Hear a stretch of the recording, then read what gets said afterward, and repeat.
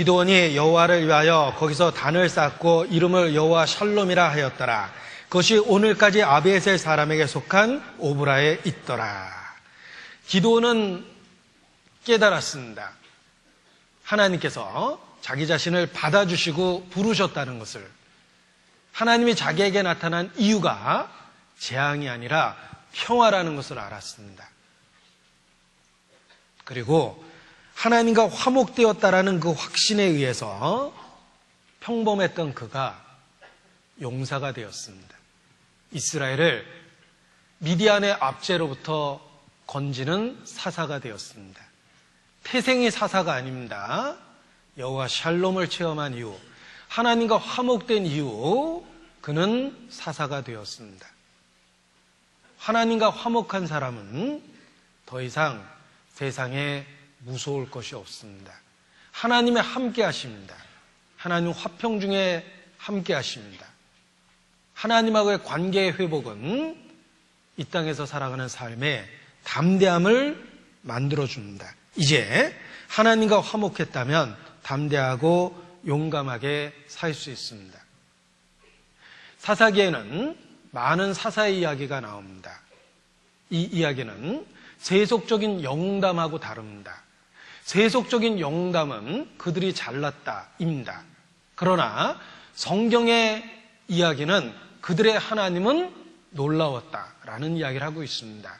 소심했던 기드온을 사사로 만든 것은 하나님 자신입니다. 하나님과 화목했다는 것 하나로 그는 용사가 되었습니다.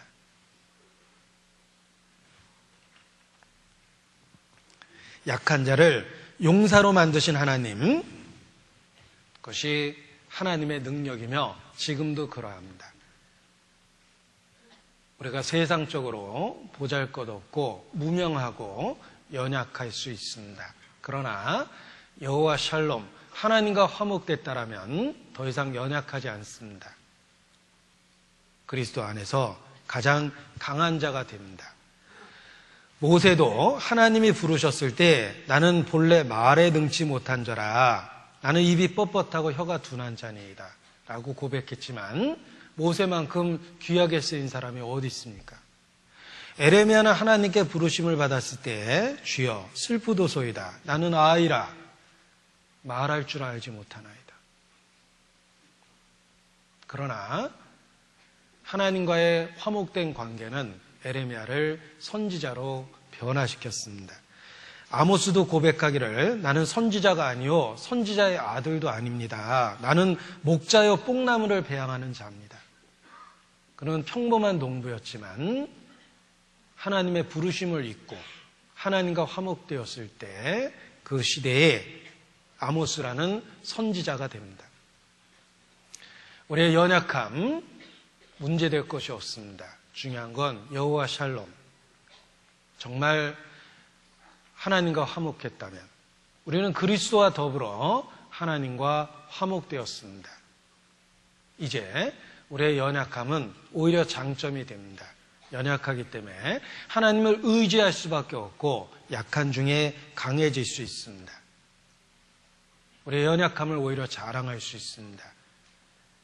우리의 연약함을 고백할 수 있습니다. 왜냐하면 그리스도 안에서 강해졌기 때문입니다.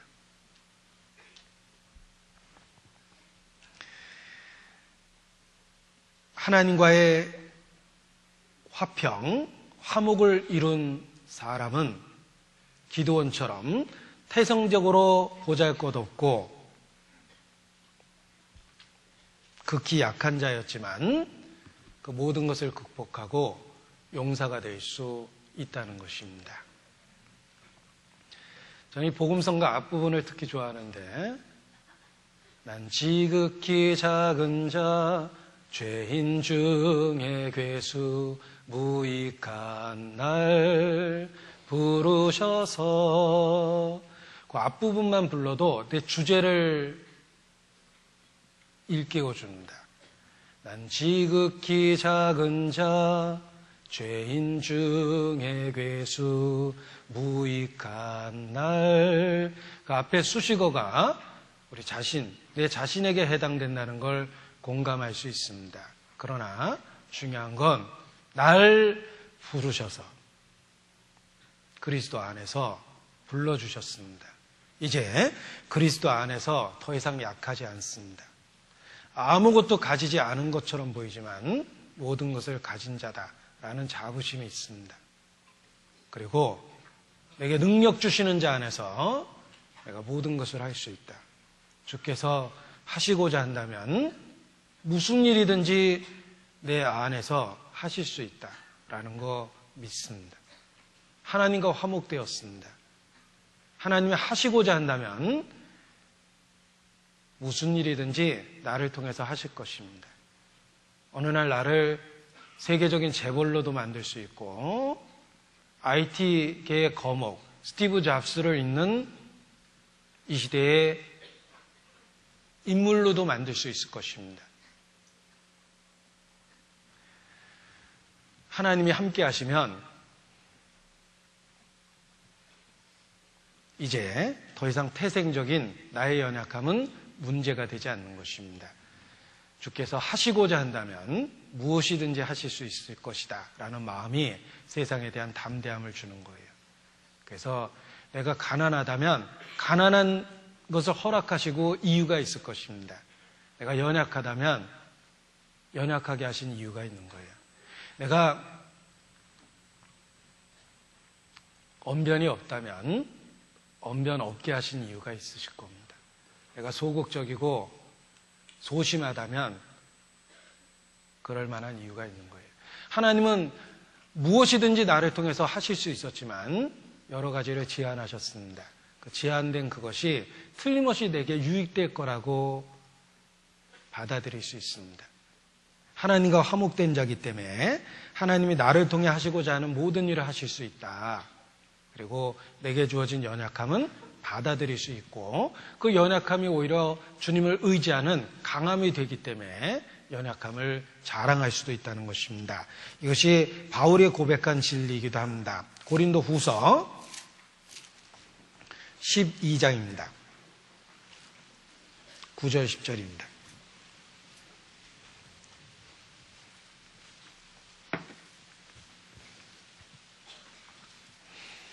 고린도후서 12장 9절 10절